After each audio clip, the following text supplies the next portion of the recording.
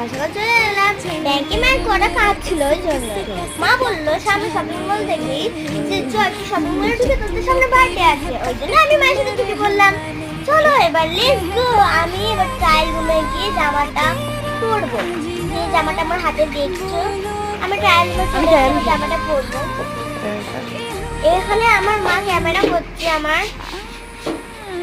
তো এবার আমি জামাটা পরবো।